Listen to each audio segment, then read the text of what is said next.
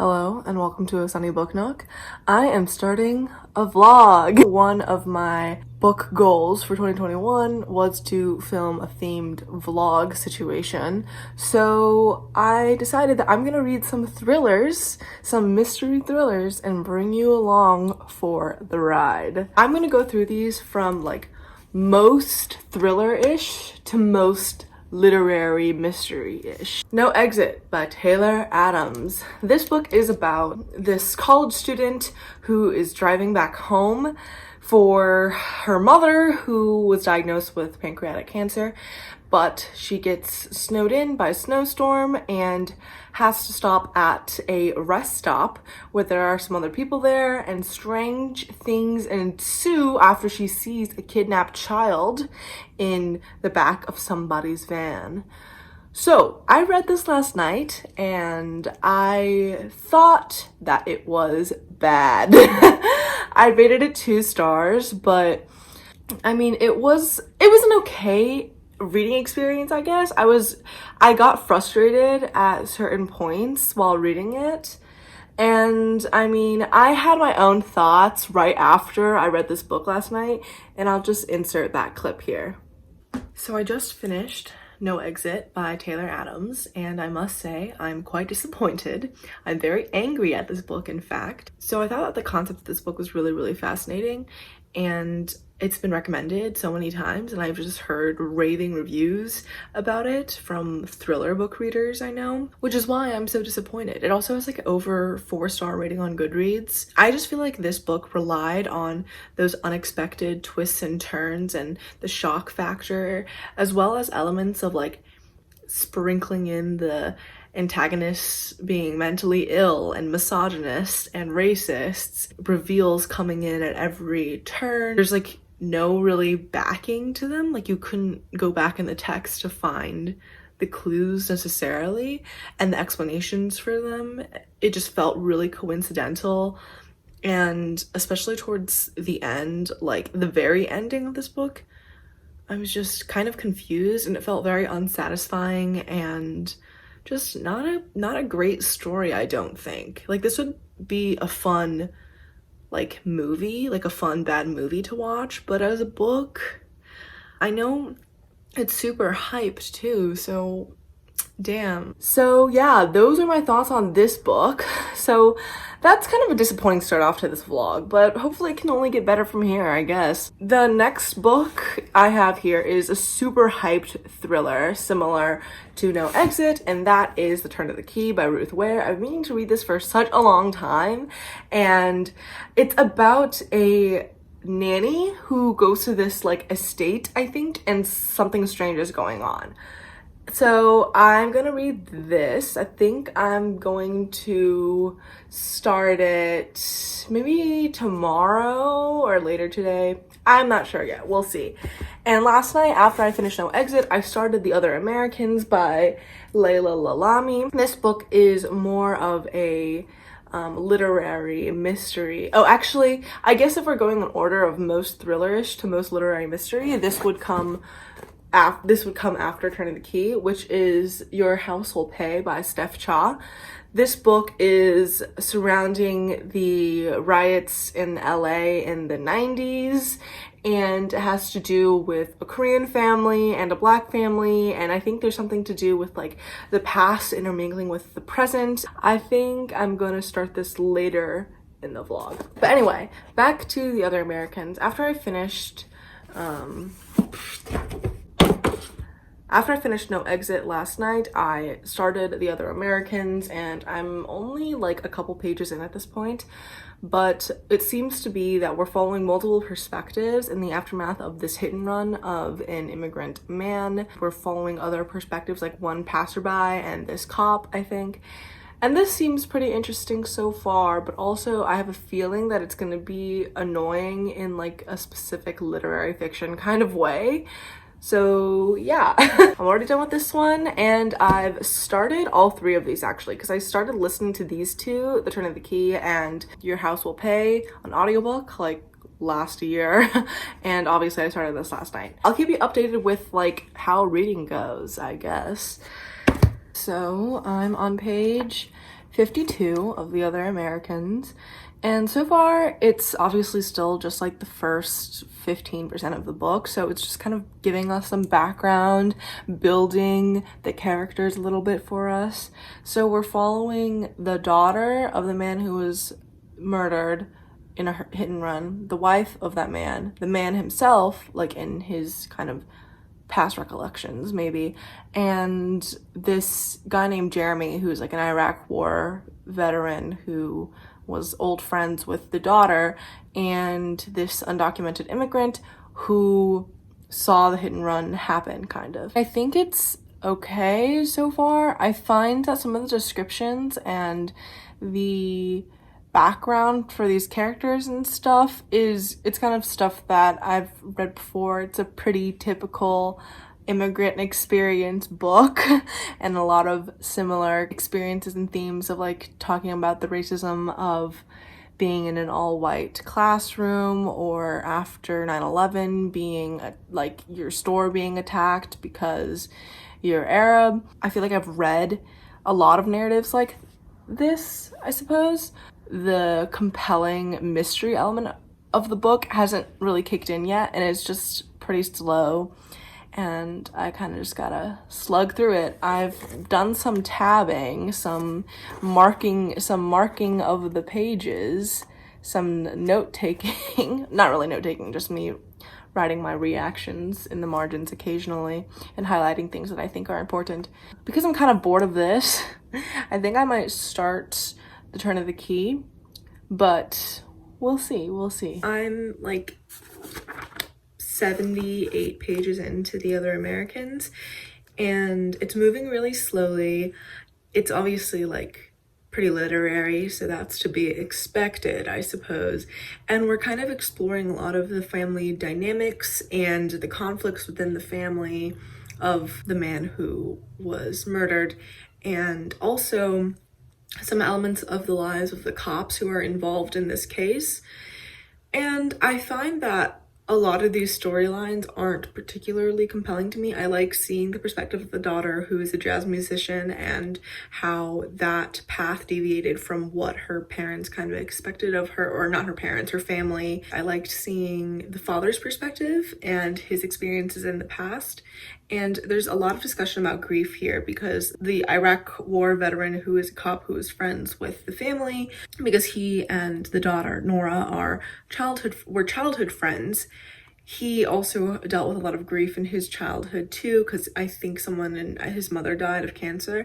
And so grief is definitely a common theme here. And I think one element of, the mystery or something has come up in that it's said that the father's life insurance has given Nora $250,000, which was not mentioned in his will with his inheritance.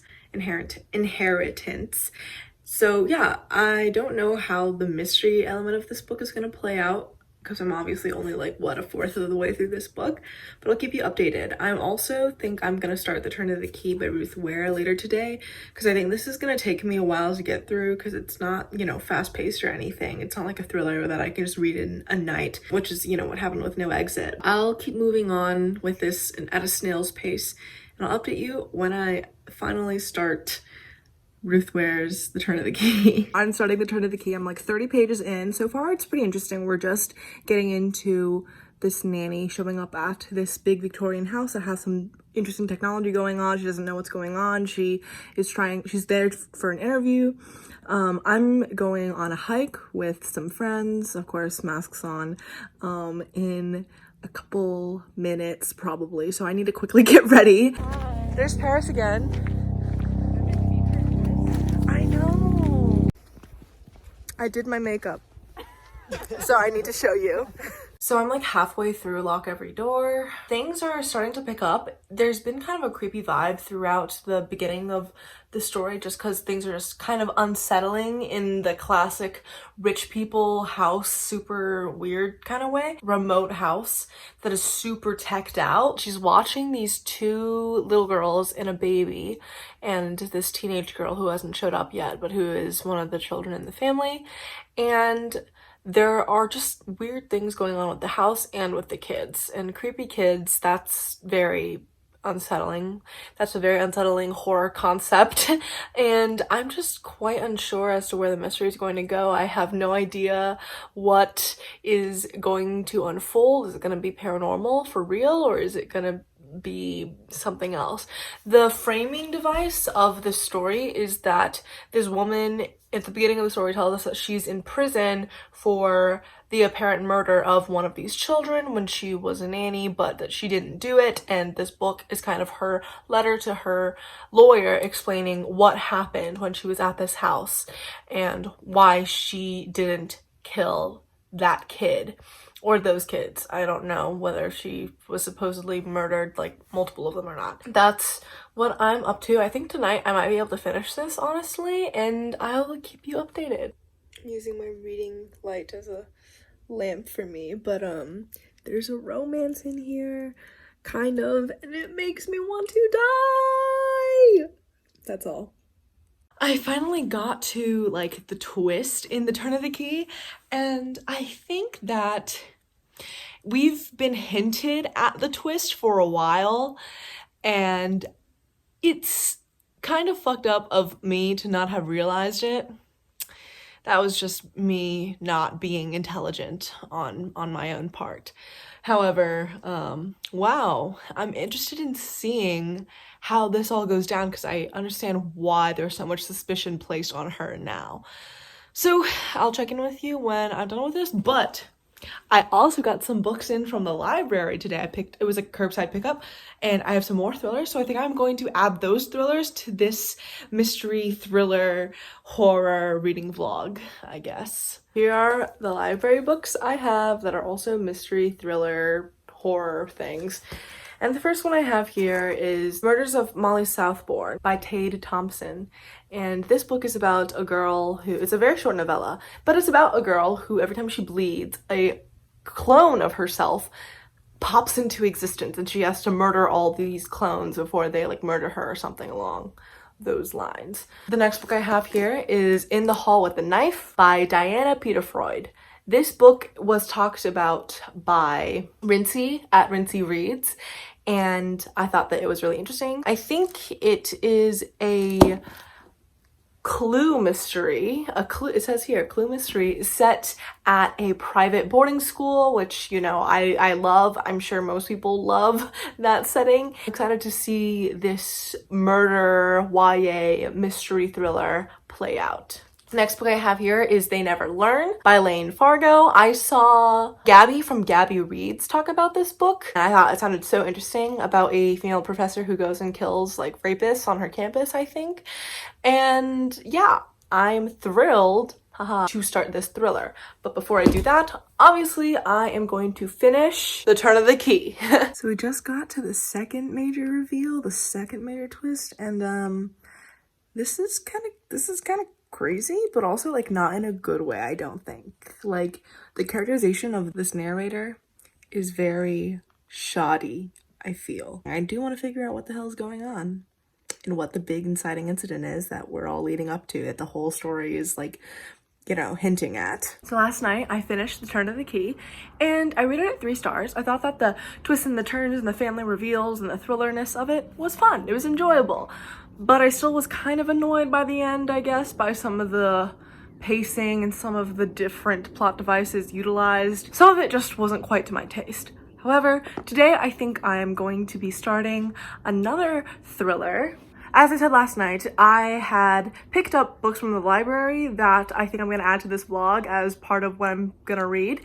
And let me go grab the next one I'm going to read. I'm going to read The Murders of Molly Southbourne. I think I can finish it in like one sitting. And I'm really excited for this one because I've been looking forward to reading this for months, honestly. So yeah, I'll keep you updated as to when I finish it or if I have any thoughts while I'm reading it. So I'm like halfway through The Murders of Molly Southbourne and I am loving this so far. Like I adore this because we are basically following this girl. I think I already explained the premise to you, but part of the whole issue of like being raised by these weird parents who have to basically protect her from the doppelgangers of herself, is that she's a really well-trained like assassin. Basically, like, she's really good at killing people and she's very intelligent, and since she didn't have a lot of socialization growing up, she's just kind of a weirdo.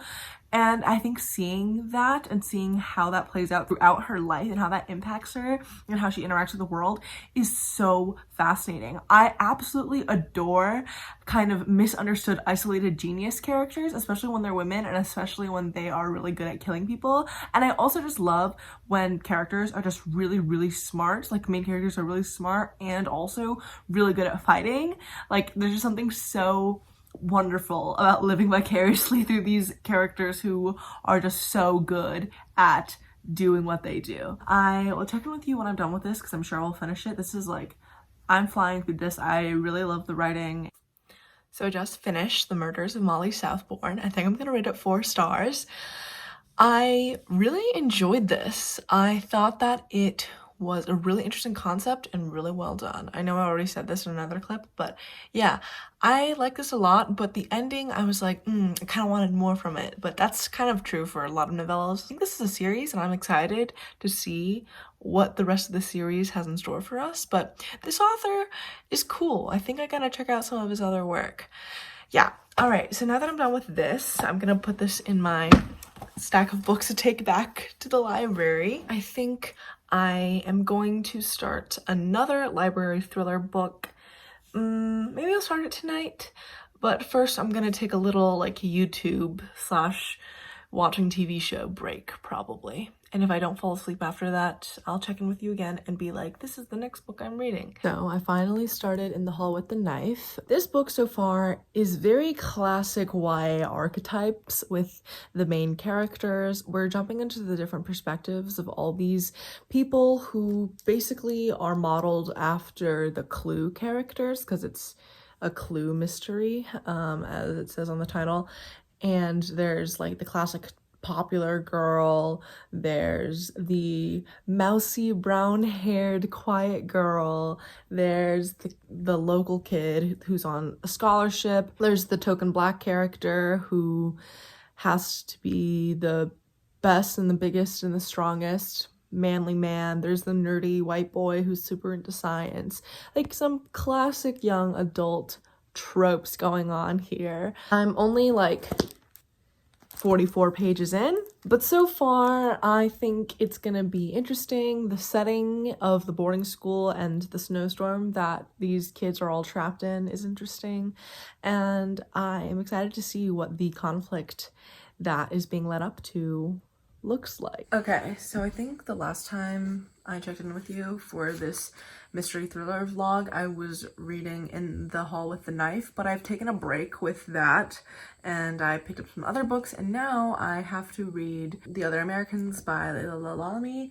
because I have to finish this book by tomorrow morning because I'm having like a discussion for it, and I'm not even halfway through, so that's not good for me. But that kind of means that I'm gonna try to speed read through the rest of this book while still trying to, like, you know, retain as much information as possible, and I'll keep you updated with that process. We've gotten to a point where there's been a couple twists and, you know, wrenches thrown into the plot, but ultimately it's still really just about character development, and we're seeing these different people and their family dynamics and how they don't get along or they do get along, and there's a lot of just like fucked up shit that happens, but it's stuff that feels really mundane almost. I'll check in with you hopefully when I'm finally fucking finished with this book, because it's been taking so goddamn long to get through this.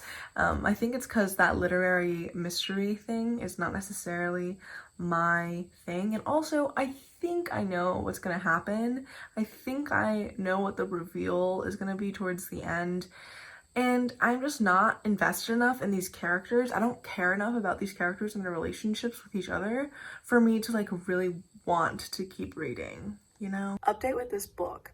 I'm so annoyed because this white guy who's kind of like a love interest or whatever to our Moroccan main character, she was talking about how this kid from their school bullied her and like called her racial slurs, and he was like, oh, like he made fun of me because I was fat. Like, come on now. Come on. Ugh.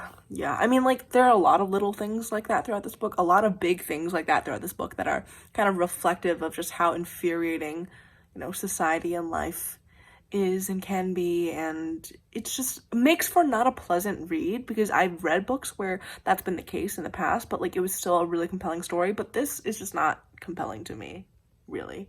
I finally finished The Other Americans by Layla Lalami, and I tabbed the fuck out of it because there were a lot of things in this book that made me go, oh, And I think that I have very mixed feelings about this. I would give it like a 2-star out of enjoyment, but like a 4-star for like how it achieved what it wanted to achieve, I think. So ultimately like a 3-star because it's like in between those. Even though the story wasn't that compelling for me, and I felt that a lot of the different characters felt, not like people that I cared about really, and the author kind of intended to flesh them out in this way that made them feel like real human beings, and that was the case, but it was still kind of shallow to a certain extent, I think, and something about her writing style just didn't really sit right with me. Like I didn't vibe with it, but I think that this book ultimately discusses a lot of things about white supremacy and racism and gender dynamics and family dynamics and immigrant mother-daughter relationships in this really interesting and kind of subtle way. It almost reminds me of how like Celeste Ng writes, or in like Little Fires Everywhere, how there is one central conflict or mystery going on, and then it's ultimately just kind of a character study where different things happen that have consequences for other people that lead to other consequences, and it kind of reminds me of that here, but not as well done and not as to my own personal taste. I think that as like a mystery novel, it's not that mysterious because you can kind of figure out an idea of who the culprit is kind of pretty early on, I think. But as like a literary fiction book, as a piece of work that kind of discusses those dynamics of like family and grief and loss and all of these different complicated issues, using complicated characters and giving life to antagonists and giving us the perspectives of those people, which I think is similar to what like Celeste Ng does in Little Fires Everywhere. I think he did a good job at that. So yeah, I think I'm gonna go log this on Goodreads and say that I rated it 3 stars. I have 3 more books left to read for this vlog. The one I'm looking forward to the least is Your House Will Pay by Steph Cha, which is a thriller mystery, I believe, because I started reading this like maybe 6 months ago, a year ago, I don't even remember. And I remember it made me feel uncomfortable feelings that I didn't like in a way that wasn't enjoyable for me. So I just, put it down.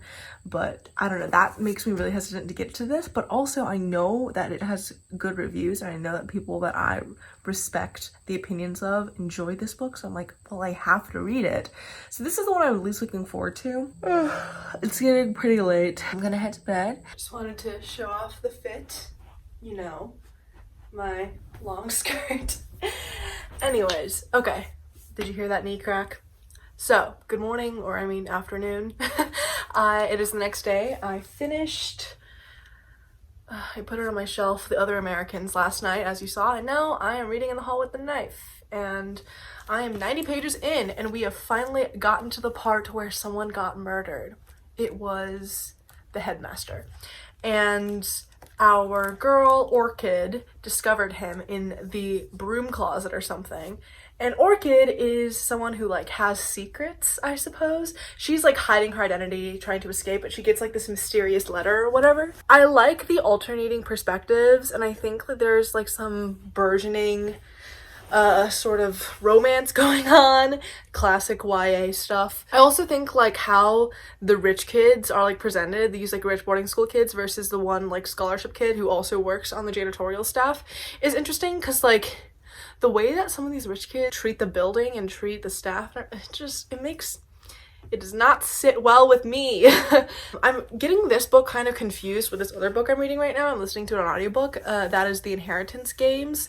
And because The Inheritance Games kind of like, it's been compared to like Knives Out. Basically this girl whose mom died and who is basically living on her own now. She's like a teenage girl, high school senior or something.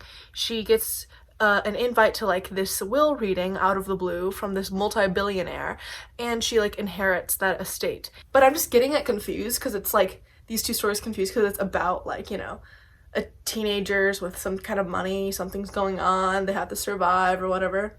I don't know. It's an interesting time. I think like this snowstorm element of the story is also interesting because like they're all trapped this boarding school because they're snowed in, they're stormed in. If you want a good winter read, or like a snowy mystery read, check this out. But yeah, I'll keep you updated. I'm that far into it. Hopefully I'll get to like more than halfway or halfway by the end of today. Or by, you know, and hopefully have it finished by like tomorrow because I need this vlog to end. I've been filming this for like what feels like so long at this point. The way these teenagers are behaving is so ridiculous.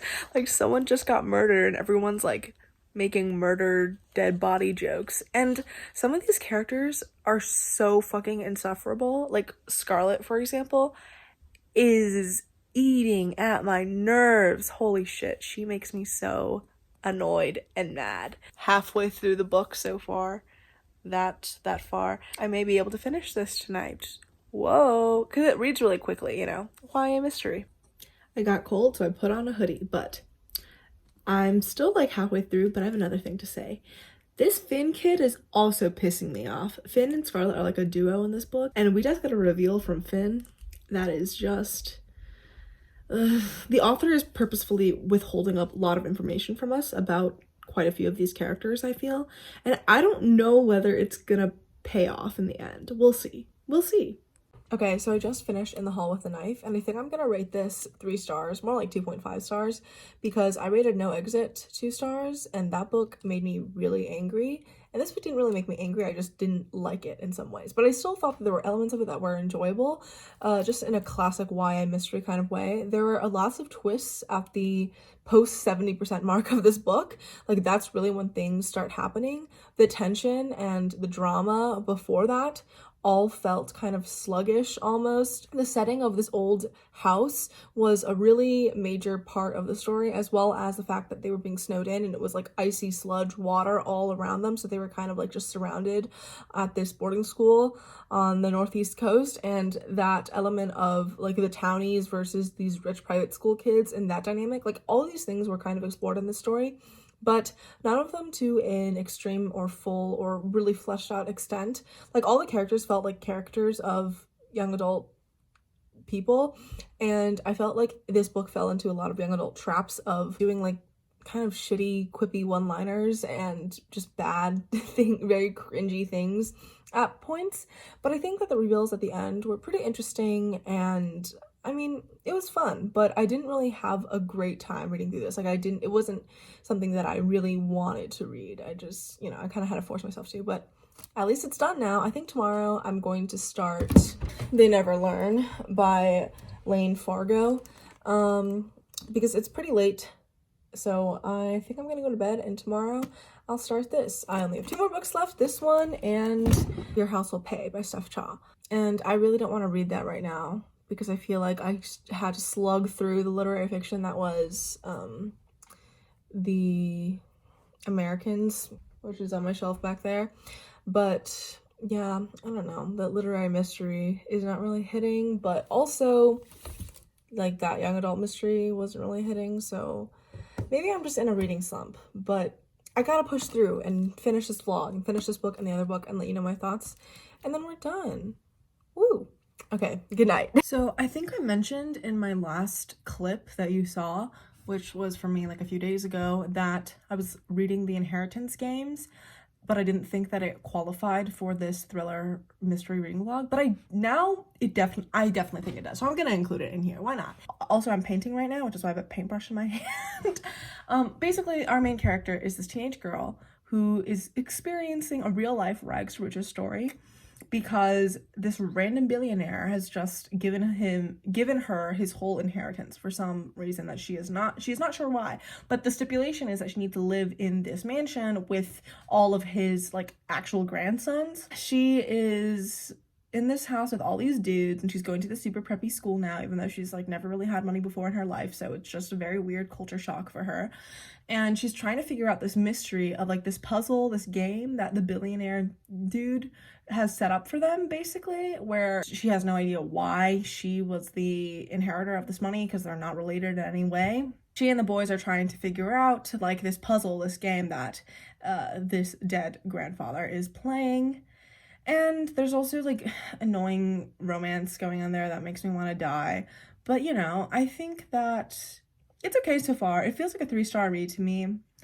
I really need one of these next books, either the Steph Cha novel or the They Never Learn novel, to like be a 5-star, because this is really sick. Like it's getting weird. I need to get a really good book, but I'm gonna finish this. I have like 40% of it left, and I'm gonna work on listening to that while working on this painting. Okay, so I'm done with the painting, first of all, so I'm letting it dry right now, but I'm like 90% of the way done the inheritance games, and I'm losing my mind at how many times phrases and words are repeated. It's little, it makes me annoyed because it's like the author is beating the reader over the head with like clues and like hints and context and whatever, and it's like, okay, I get it. Like, why are these same phrases and things that we know that the main character has heard keep being brought up in her inner monologue over and over again? It's annoying. Oh my god. And so is all the plot lines, all the romance plot lines, I mean. Like, every single man in this book is just, besides the bodyguard, he's fine. Every single man in this book kind of sucks, and all the other girls around our main character are also kind of like manipulative and gross as well, and it's just, I don't know. This is a lot of drama. I mean, I understand that this is a thriller mystery, but I'll let you know when I'm done with it. I just finished the inheritance games, and to be honest, I think the ending, and also this whole book, was just kind of stupid, not clever. Like, I thought that the way that this book played out and the way that this book was written wasn't, the reveals just were not really hitting. It felt very stagnant until the last like 5% of the book, at which point just things just started making sense out of nowhere, so it made no sense. I don't know. I didn't really like it. I think I'm gonna give it 2 stars, unfortunately. I think it has pretty high ratings on Goodreads, which is weird. I don't know. I didn't think it was that good, to be honest. Well, at least I got another book down for this vlog, and only 2 more to go. That's what I said last time, too. Come on now.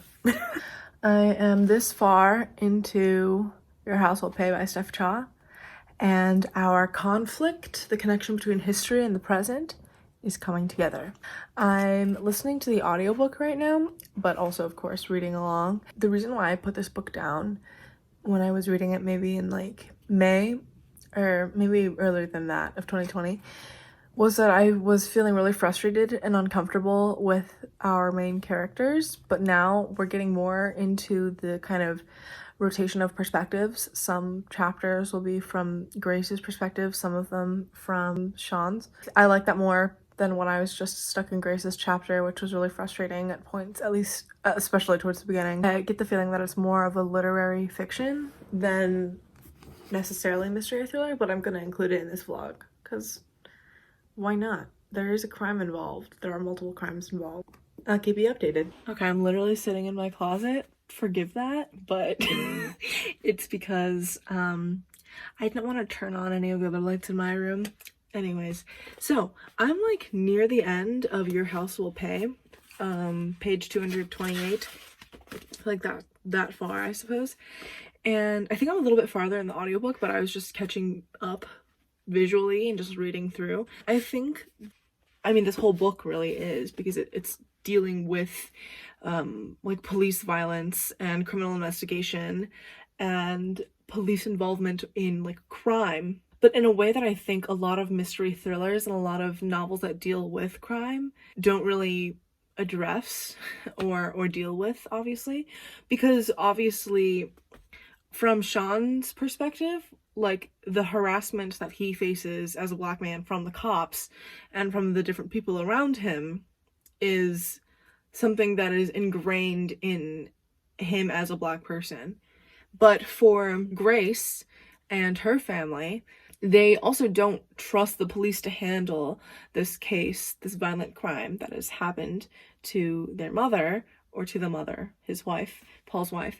Paul, the father, is trying to explain to Grace, who is like a naive young woman, how their family doesn't like trust the cops. Like they don't think that these police officers are going to help them out on any front. Like that's not really their purpose in the situation, in the scenario. Even though these two families are they are on opposite sides of some sort of like battle, some sort of conflict, but at the same time, the supposed they also both don't like, they're not interested in seeking like justice through the justice like system.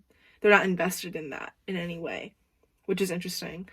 The ways that this book is exploring race and how anti-Blackness functions on an institutional level and within Asian communities and specifically the Korean, like South Central LA community. It's done really well so far. That sense of almost like racial separation, segregation that happens within cities, how that plays out, the power dynamics that are within there.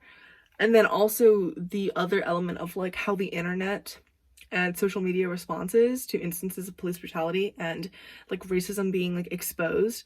And we're seeing that from the perspectives of people who were directly impacted by said violence or who inflicted said violence.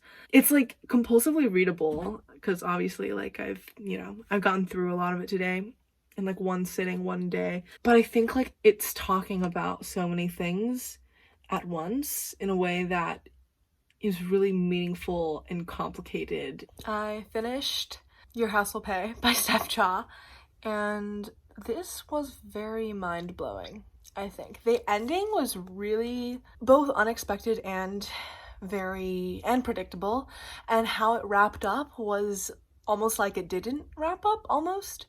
I feel like I didn't really see a lot of character development and growth that I really wanted to from the sisters, Grace and Miriam, because Miriam was so frustrating the whole book, and Grace was almost even more frustrating the whole book through.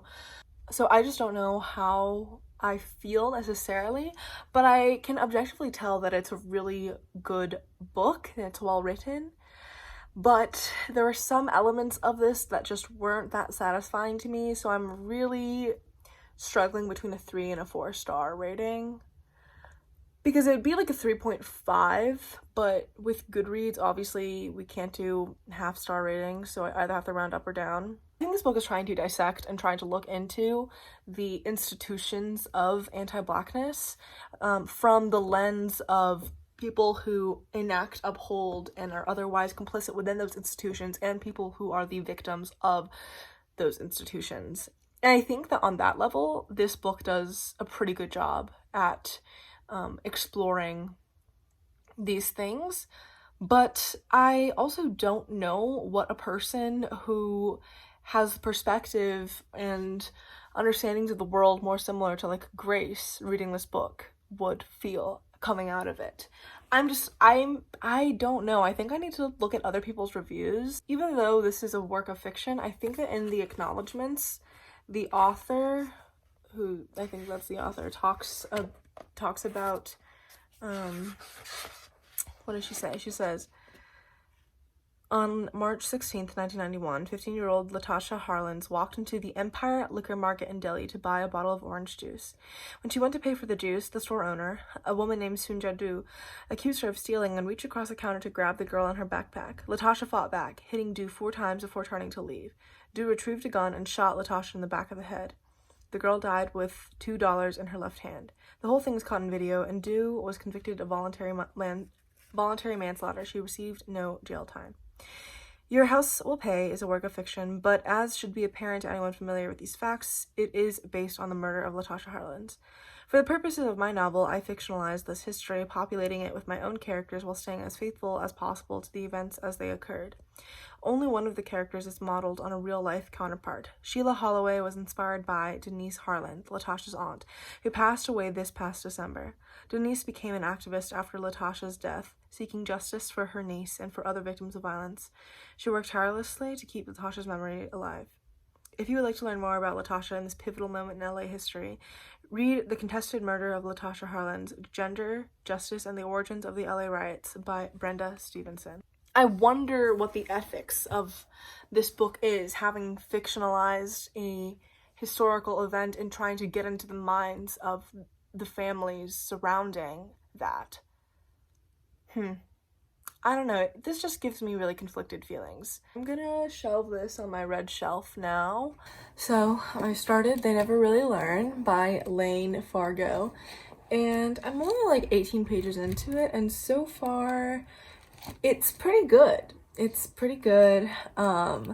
I like the premise a lot, the idea of a professor lady who murders rapists on her campus. But it does feel kind of like white feminist to me, just both in the setting of like that university academia setting, which is inherently, pretty fundamentally racist and exclusionary and fucked up.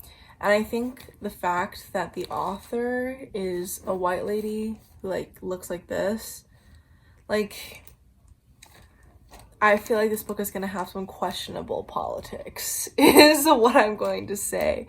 I also think that right now we're alternating between two perspectives. One of this freshman who has a bad relationship with her parents, I think, and that's why she wants to escape off to college and live by herself. Great. And from the perspective of this professor murderer lady. And I don't know how their paths are going to cross, but I think the English professor's cunningness and ability to get away with things and, literal ability to get away with murder is, it's interesting how it's written about and framed. It definitely feels like a revenge fantasy type of novel. But, that's not necessarily a bad thing. It just seems like something that, resides in a lot of women's minds, which is fun. I'll keep you updated as I keep reading. I feel like this is going to be a really quick read because the writing is super easily consumable in the way that, most thrillers are. Okay, to be honest, this book is testing me. It's testing me because I hate men, I despise men, and the men in this book are awful, as you would imagine from the premise of the story. But I also hate white women. So now what now? What now? Everybody's annoying. Oh, another thing about this book is that there is I'm sensing some sapphic stuff going on here, some queer elements going on. If I'm wrong, I'm sorry, but I feel like, I don't know. I feel like there's some gay going on here. I'm on page 80, and I feel murderous. Murderous! You know how there are some books that, just very clearly are written by the author? I know that sounds bizarre because obviously all books are written by an author, but it's so clearly written from the type of person that you expect the author to be. I can't properly articulate this right now, but that's definitely how I feel about They Never Learn. So I'm 100 pages into They Never Learn, and all the women in this book are queer, sapphic, bi, I think. So that's exciting. But also, there's some lines in here. Here's my setup. There's some lines in here that just make me want to die.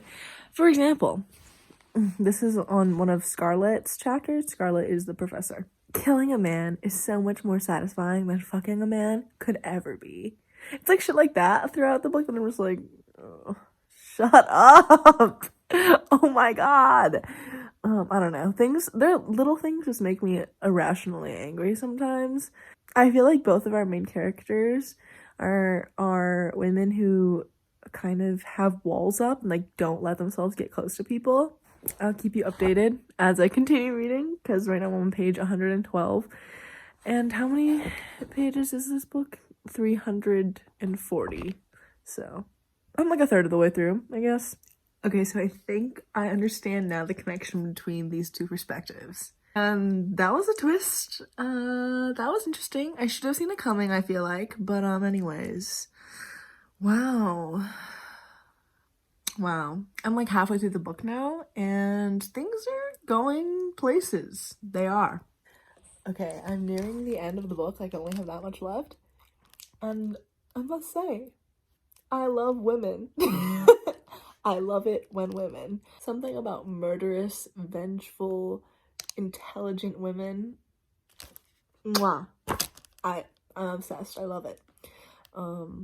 Yeah, so far, I mean, I'm almost done, but like this book is really good. Like, I'm really enjoying it. I'm really enjoying it a lot, but I don't think it's a 5-star read. I mean, unless something happens in the next chapter that makes it a 5-star read, but I don't think so. We'll see. I just finished They Never Learn by Lane Fargo, and this was a fun time. I really enjoyed this thriller. I thought that the feminist themes throughout were pretty good, as well as the discussion of rape culture, as well as what being a survivor can look like and can feel like, and what the aftermath of violence or potential violence can look like, and how it differs for people, and how people's trauma responses are varied. I think like that was all pretty solid, but it's a book written by a white woman. Like it's pretty clear, right? Like a white cis woman. I think that the queer, like, sapphic relationships through here were really solid. There is quite a few different, like, gay couples and relationships in here, and like queer coded relationships in here. And I think that this book is described as something that like fans of like Killing Eve would enjoy, which I think is fair. But yeah, I think this was pretty good. I thought that the structure of it was really clever. I thought that the writing was continuously fast-paced, if a bit juvenile, and I thought that the characters were somewhat flat, but like in a way that a lot of thrillers are, you know. I can't really fault it for being what it is. And yeah, I feel like this could also be, I feel like if someone was writing a thesis about female rage and the idea of like the psychotic murderous woman and women's violence, like if someone was writing a thesis about that, I feel like this would be an interesting novel to include in that analysis. But yeah, so I think this means I'm finally done with this vlog. Oh my gosh. So I went ahead and grabbed all the books that I read for this vlog that I own / have with me right now. So let's just break these down in the order that I read them. No Exit by Taylor Adams. I rated this book 2 stars. I thought that it was bad. Even though it was really thrilling, I understand why a lot of people like this book because it's super hyped on BookTube and on Book Twitter, I feel like. I just feel like it used some cheap tricks, and the thrilling element of it didn't override the mediocre at best writing for me, and the plot just really made me mad. I understand why people like it. I don't think it was for me. The next book that I read for this vlog was The Turn of the Key by Ruth Ware, and this book I rated 3 stars because I thought that it was mediocre. The writing was kind of juvenile again. And I feel like that's a common theme in a lot of thrillers. Like, the authors write in this way that is more commercial, I feel like, and less literary, which feels, I don't know, it feels like there's something missing, at least for me. So there's that. And also I thought that the plot elements and the build up to the different reveals and stuff, even though some of it was clever, other parts of it was just like, girl, why are you doing that? Like, let's make some better decisions here. So yeah, that was a 3-star read. The next book I read for this vlog was The Murders of Molly Southbourne, and this is a really short novella. I rated this book 4 stars. I thought that it was really good. I really enjoyed it. The writing style was really for me. Like, it was definitely was that like sci-fi kind of writing style that was like more dry, but for me, more engaging. I thought that the concept was really, really cool and original, and I think that the delivery was also really cool. And I love reading books, and I just love stories about people who are like geniuses and who are really good at what they do. And our main character in this book definitely is. The next book I finished for this vlog was The Other Americans by Layla Alami. This book I thought was a pretty interesting literary fiction mystery novel that explored a lot of things about like gender and race and class and being an immigrant and like the police, law enforcement. And I rated this book 3 stars. I thought that it was very quietly infuriating, an okay read, but not too memorable, I don't think. The next book I read for this vlog was In the Hall with the Knife by Diana Peterfreund. I thought this book was okay. It was solid for a YA mystery thriller, and I think that the setting of like this manor house at a private boarding school in a town in the middle of nowhere of Maine was really solid. It's a really solid read if you're looking for a quick YA mystery. I think that the ending and the build up to the ending was kind of weirdly paced, because the first 2/3, 3/4 of the book was very repetitive and, I don't know, kind of similar. I rated this 3 stars. The next book that I read for this vlog was The Inheritance Games, which I did not necessarily intend to read for this vlog initially, but once I got through most of it, I was like, no, this is definitely like a thriller mystery YA book.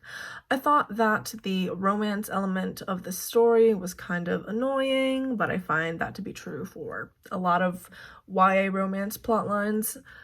But I thought that the mystery and thriller element was almost even more boring.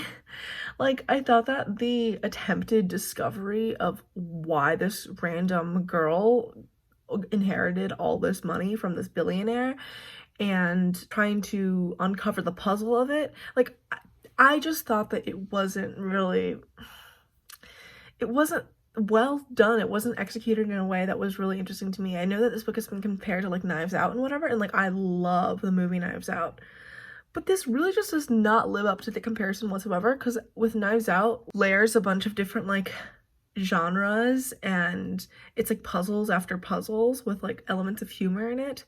But this book really wasn't that. It was more of like a preppy rich high school kids fooling around and just displays of immense wealth just throughout this book.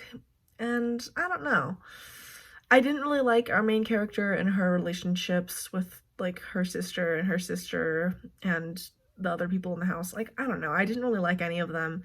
So yeah, I rated this book 2 stars. The next book I read for this vlog was Your House Will Pay by Steph Shaw. This is a fictional story that is discussing race, police brutality, and these two families that are intertwined in the aftermath of a violent crime. I think that this book was done really intelligently, but with a lot of soul. I feel like the story was conveyed in a really like emotional way, and it was still very intelligent and nuanced and compelling. Like, I wanted to keep reading the whole time. So I think this was just a really, really good book, but I don't know if it was the best, like it still does qualify as a mystery thriller, I feel like, but the mystery and thrilling elements were definitely off to the side for more literary family character exploration things. I mean, honestly, same for the other American too. These are kind of similar books in the batch, I believe, and I think that In the Hall with the Knife, as well as the Inheritance games, are also kind of a similar duo of books that I read from this, like similar vibes. And finally, I had just now finished They Never Learn, and I already talked about this, but you would know I gave this 4 stars. So from here we can see that I gave 3 out of, so 3, 1, 2, 3, 4, 5, 6, 7, 8. I gave 3 out of the 8 books I read for this vlog 4 stars. 3 of the books I read for this vlog 3 stars, and 2 of the books I read for this vlog 2 stars. So it was pretty good, I think. I got some good reading experiences, and even though I don't have any new all-time or even 2021 favorite books of the year, because, you know, no 5 stars, unless one of the 4 stars makes it on that list, I still think this was an interesting time because I got to read a lot of mysteries and thrillers, which I am always looking for, like, more of, and trying to figure out my own taste within the genre, because I love seeing other people talk about mysteries and thrillers, and like I want to be in on it, you know? So yeah, I think this was a pretty good experience. Let me know if you've read any of these books from this vlog before and your thoughts on them if you have read them.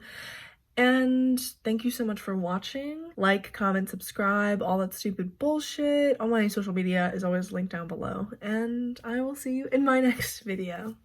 Bye!